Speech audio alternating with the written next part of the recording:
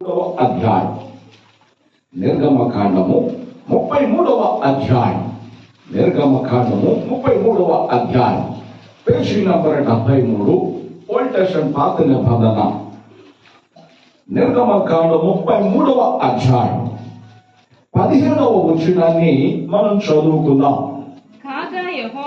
కాగా యెహోవా నీవు చెప్పిన మాట చొప్పున చేసేదను, నీ మీద నాకు కటాక్షము కలిగినది. చాలు, అందరూ ఈ మాట నాతో పలకండి.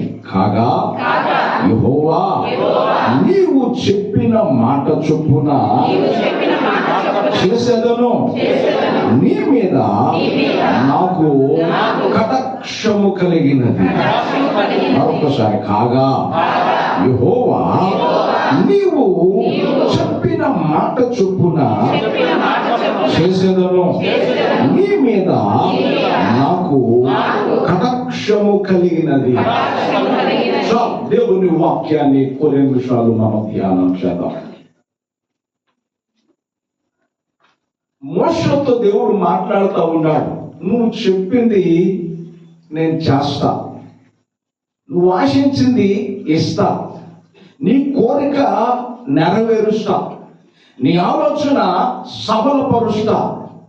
ఎందుకు దేవుడు ఎంతగా మోషేతో ఈ విషయం మాట్లాడుతూ ఉన్నాడు? నువ్వు చెప్పింది చేస్తా. దేవుడు ఏమంటున్నాడండి? అందరూ చెప్పాలి గట్టి. నీవు చెప్పింది చేస్తా, నువ్వు అడిగింది ఇస్తా. ఇవే ఉద్దేశంతో అయితే నన్ను అడుగుతున్నావో అది నేను నెరవేరుస్తా. దేవుడు మాట్లాడుతున్న మాట. ఎందుకు అని అంటే అక్కడ రాయబడింది, మోషే నీ మీద నాకు కటాక్షము కలిగింది. ఏం కలిగిందట? దేవుని చెప్పాలి. దేవుని కటాక్షము కలిగినదట. దేవుని కట మోషే పట్ల దయ కలిగిందట. మోషే పట్ల దేవుని కట జాలి కలిగిందట. మోషే పట్ల దేవుని కట ప్రేమ కలిగిందట. దేవుని కటాక్షము, దేవుని కనికరము, దేవుని కృప మోషే మీదకు రావటానికి గల కారణం ఏమిటి? నువ్వు చెప్పింది చేస్తాను అని దేవుడు అంటూ ఉన్నాడు. నువ్వు చెప్పింది నేను చేస్తాను మోషే అని అంటూ ఉన్నాడు దేవుడు. ఎందుకు చేస్తాడే అంటే దేవుని కటాక్షము మోషే మీదకు వచ్చిందట. అసలు దేవుని కటాక్షం ఎందుకని వచ్చింది మోషే మీదకి? ఎట్లా వచ్చింది?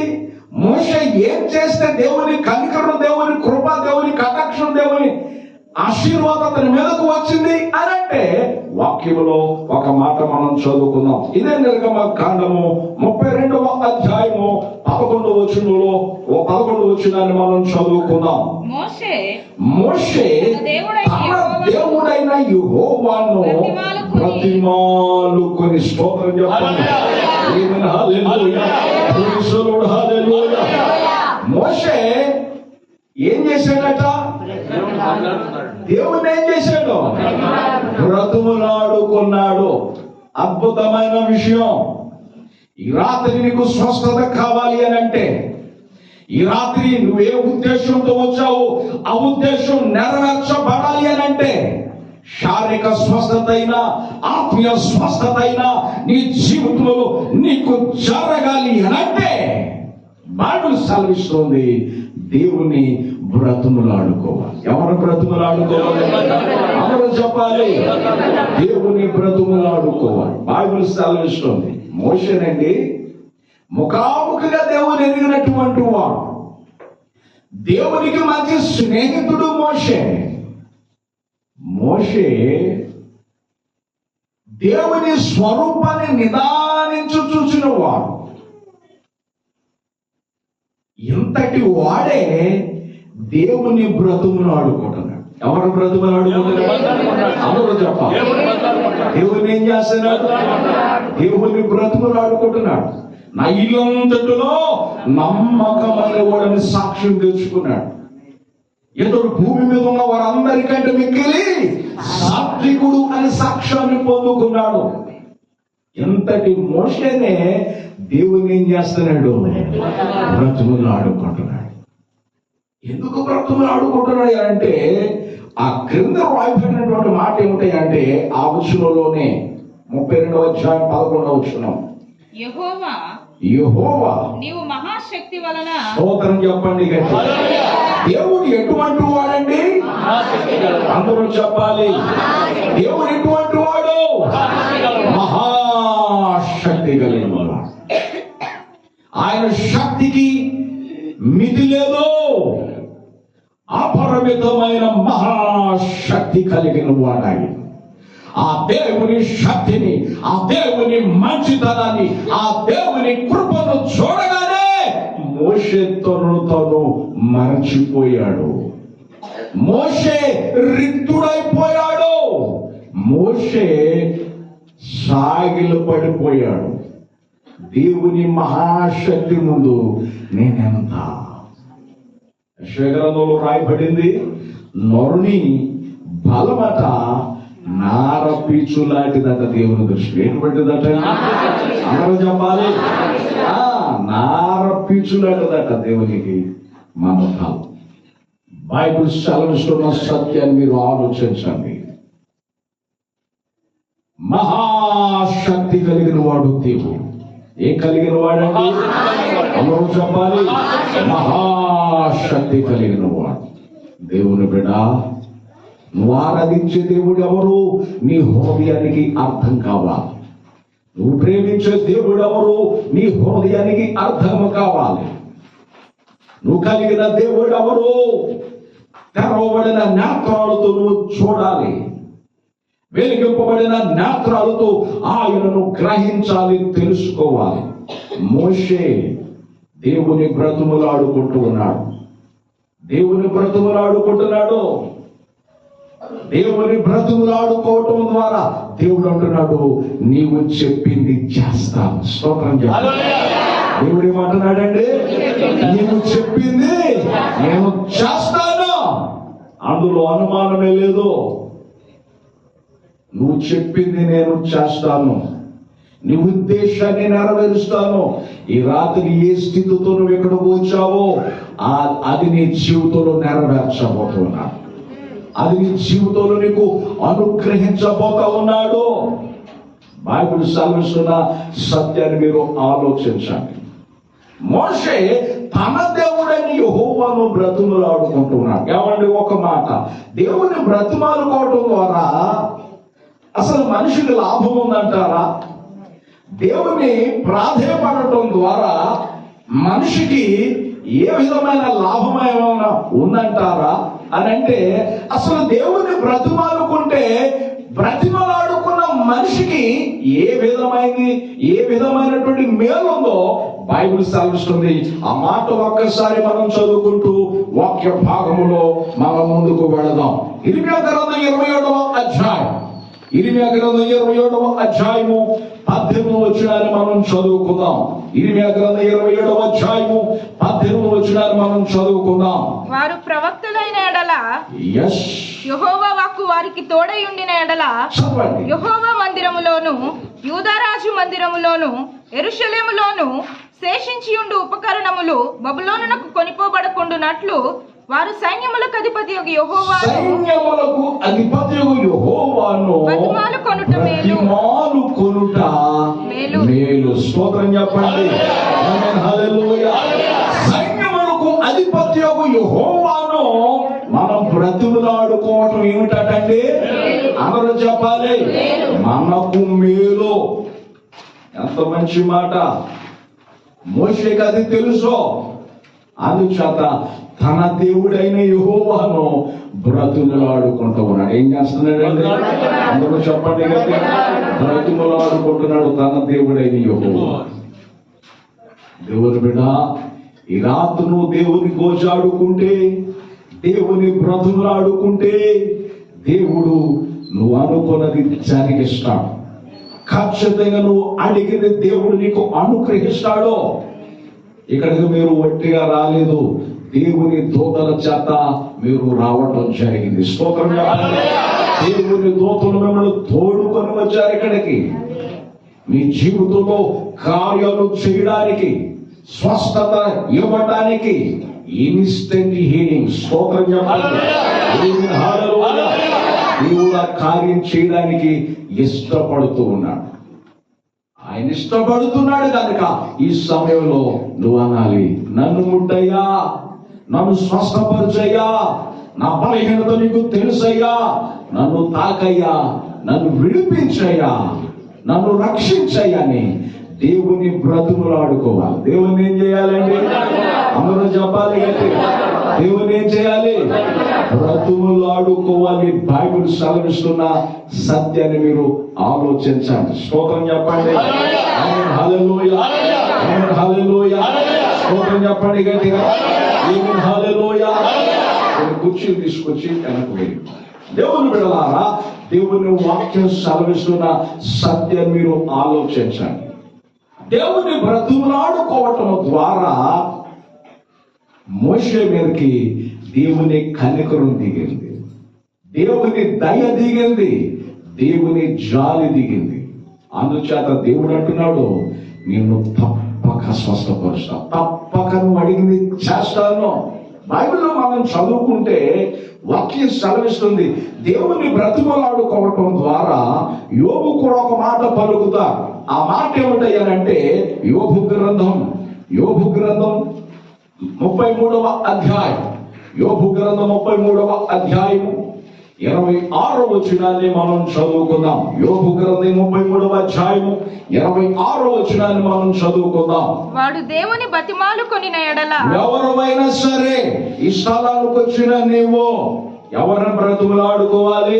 దేవుని బ్రతిమాలు. అందరూ చెప్పాలి. అందరూ చెప్పాలి. దేవుని బ్రతిమాలుకోవాలి. వాడు ఏంటట? దేవుని బతిమాలు కొనిన ఎడల. దేవుని బ్రతిమాలు కొనిన ఎడల. చూసారా? ఎవరైనా సరే, ఎంతటి వాడమైనా సరే, ఏ స్థాయిలో ఉన్న వాడమైనా సరే, ఏ స్థితికి చాలిన వాడమైనా సరే, ఏ రంగు కలిగిన వాడమైనా, ఏ వర్గం కలిగిన వాడమైనా, ఏ గోత్రంలో ఉన్న వాడమైనా సరే, వాడట యెహోవాను బ్రతుములాడుకోవాలట. స్తోత్రం చెప్పాలి. ఎవరు బ్రతుములాడుకోవాలట? అందరూ చెప్పాలి. యెహోవాను బ్రతుములాడుకోవాలట. యెహోవాను బ్రతుములాడుకుంటే నీకేం కలుగుతుంది? మేలు కలుగుతుంది. ఏం కలుగుతుంది? మేలు కలుగుతుంది. దేవుని బ్రతుములాడుకోవడం ద్వారా నీకు మేలు, నీకు లాభం, నీకు ఉపయోగం, నీకు మంచి జరుగుతుంది. బైబిల్ సెలవిస్తా ఉంది, వాడు దేవుని బతిమాలు కొనిన ఎడల ఆయన వానిని ఆయన వారిని ఏం చేస్తాడట? కటాక్షించును. అందరూ చెప్పాలి. మోషే మీద కటాక్షం వచ్చిందా లేదా? చెప్పాలి. దేవుని కటాక్షం మోషే మీదకు వచ్చింది. నువ్వు బ్రతుకులాడుకుంటే నీ స్థాయిని చూడు, నీ రంగును చూడు, నీ కులాన్ని చూడు, నీ హృదయాన్ని చూస్తూ ఉన్నాడు ఆయన. చూచే దేవుడు ఏ ఉద్దేశంతో వచ్చావో నువ్వు బ్రతుకులాడుకోవటం చూసి మహాశక్తి కలిగిన వాడు, ఆ నమ్మదగిన దేవుడు నీ జీవితంలో కార్యాన్ని చేయబోతున్నాడు. వాడు యెహోవాను బతిమాలుకొనిన ఎడల ఆయన వానిని కటాక్షించును. కావున వాడు ఆయన ముఖము చూచి, ఎవరి ముఖం చూస్తాడట? దేవుని ముఖము. స్తోత్రం చెప్పండి గట్టిగా. దేవుని ముఖాన్ని చూస్తాడట. ఎవరి ముఖాన్ని చూస్తాడటండి? బ్రతిమలాడుకుంటే చాలు. దేవుని బ్రతిమలాడుకుంటే చాలండి. నువ్వు దేవుణ్ణి చూడగలుగుతావు, దేవుని ముఖాన్ని చూడగలుగుతావు. ఎవరి ముఖాన్ని చూస్తావు? అందరూ చెప్పాలి. అందరు ఇక్కడ ఉన్నారా? రెండు చేతుల పైగా స్తోత్రం చెప్పండి.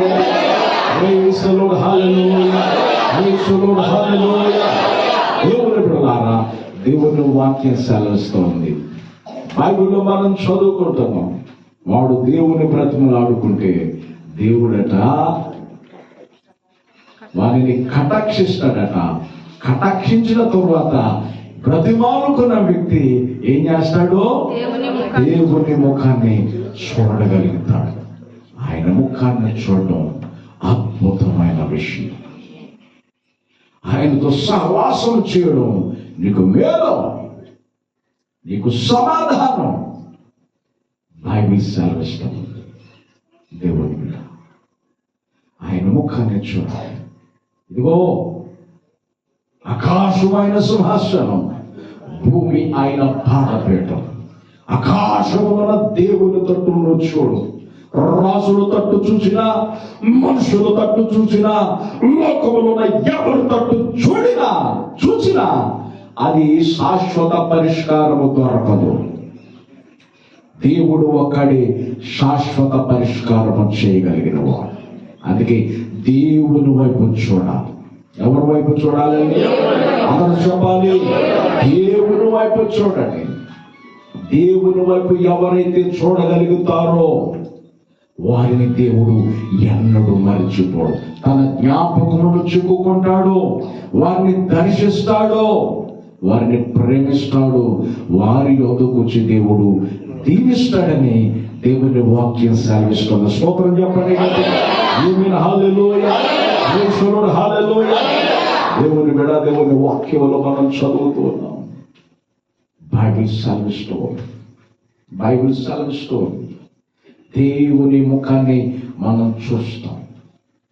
దేవుని బ్రతుకులాడుకుంటే దేవుని ముఖాన్ని చూడటమే కాదు, దేవుని ముఖాన్ని చూసిన తర్వాత దేవుడు ఏమంటాడో తెలుసా? దయచేసి ఆ మాట కూడా మనం చదువుకుందాం. దయచేసి ఆ మాట మనం చదువుకుందాం. నిర్గమకాండం 34వ అధ్యాయం. నిర్గమకాండం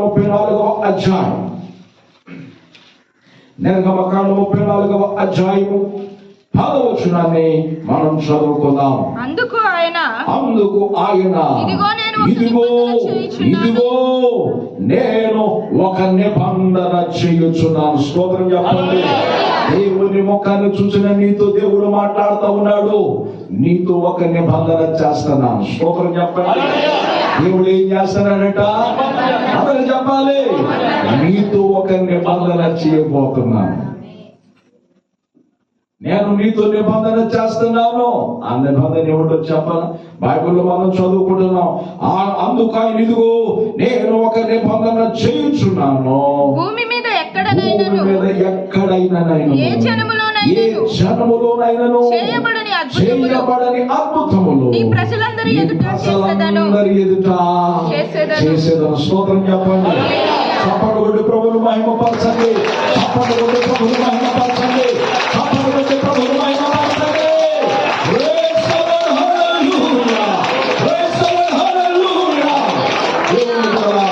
దేవుని వాక్యం సాధిస్తున్న మాట మీరు ఆలోచించండి. దేవుని బ్రతిమాలుకుంటే దేవుడు తన ముఖాన్ని నీకు మరుగు చేయడు. తన ముఖాన్ని నువ్వు చూడగలుగుతావు. దేవుని ముఖాన్ని, ఆయన ముఖాన్ని చూసిన తర్వాత దేవుడు అంటున్నాడు, అందుకు నేను నీతో ఒక నిబంధన చేస్తున్నాను. నువ్వెవరైనా సరే నన్ను బ్రతిమలాడుకున్నావు, నిన్ను దాటిపోయేవాడిని కాదు. నా ముఖాన్ని చూసావు, ముఖాముఖిగా నేను నీకు ప్రత్యక్షమయ్యాను. నేను నిన్ను దాటిపోను. స్తోత్రం చెప్పండి. నేను దాటిపోని దేవుడు మన దేవుడు. భర్తమై పిలిస్తేనే దాటిపోలేదు. గుడ్డి భరతమై పిలిచాడు. దావీదు కుమారుడా యేసు నన్ను కనికరించు, కరుణించని కాకలిస్తే దేవుడు వెళ్ళే ప్రభు కూడా నిలిచి వానికి ఏం కావాలో అడగండి అన్నాడు ఆయన. స్తోత్రం. ఎంత మంచి దేవుడు మనం ఆరాధించే దేవుడు. బైబిల్ సెలవిస్తున్న సత్యాన్ని మీరు ఆలోచించండి. అందుకు యెహోవా అంటున్నాడు, నేను నీతో ఒక నిబంధన చేయుచున్నాను. ఆ నిబంధన ఏమిటి అంటే, భూమి మీద ఎక్కడైనాను చేయబడని అద్భుతాలు నేను నీ ప్రజల మధ్యలో చేయబోతున్నాను. స్తోత్రం చెప్పండి.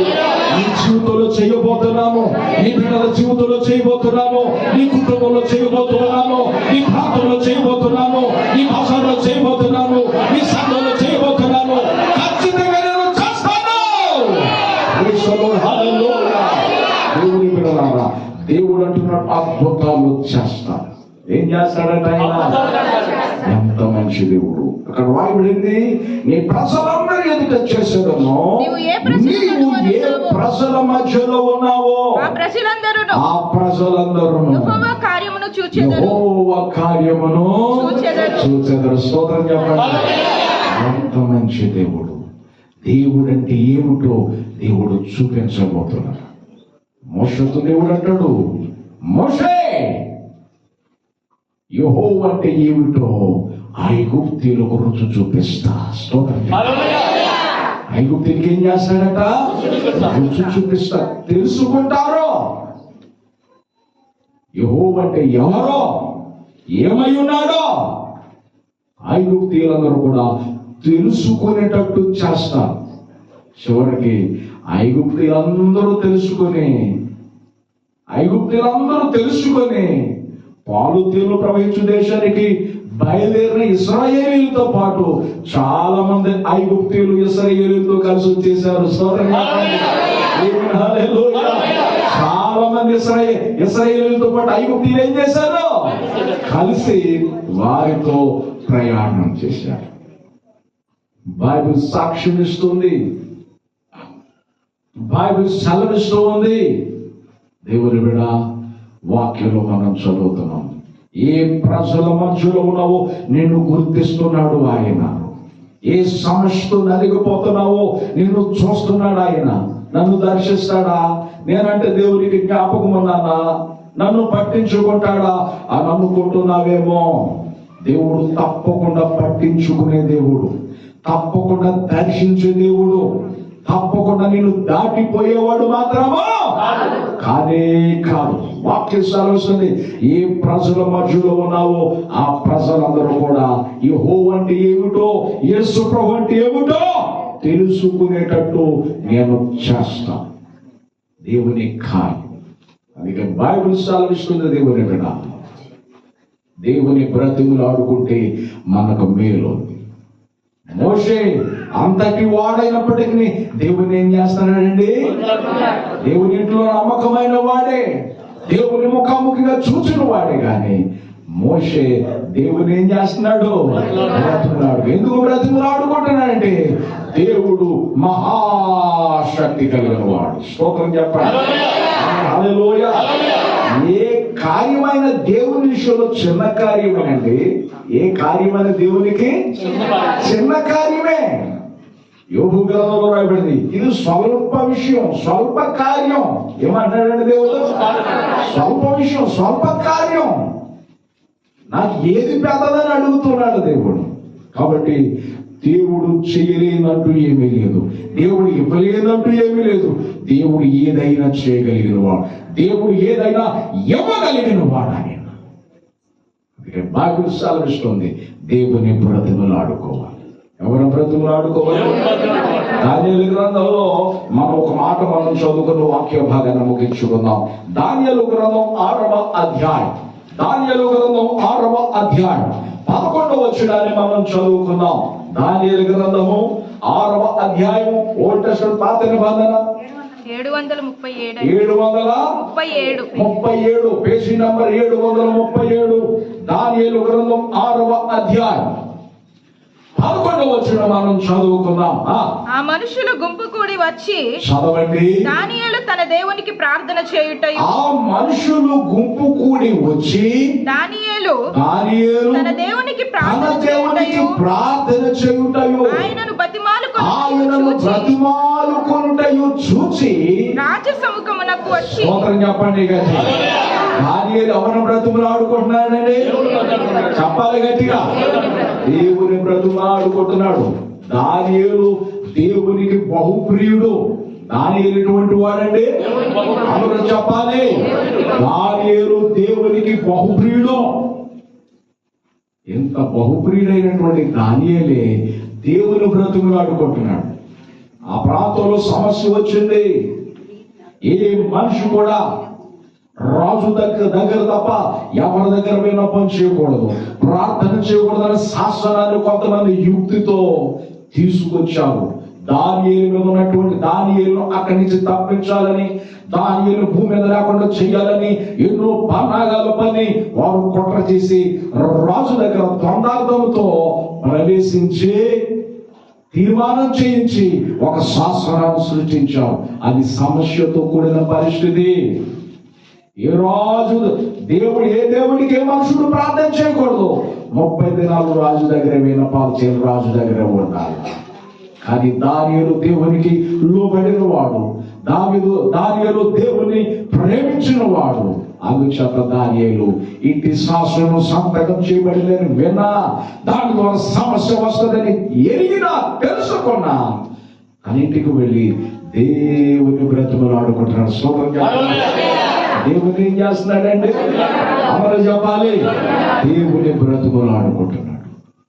దేవుని బ్రతుకులాడుకోవటం ద్వారా సింహాల బోనులో నుండి దేవుడు తప్పించాడు. స్తోత్రం చెప్పాలి. ఎందుకు తప్పించాడండి? అమలు చెప్పాలి కదా.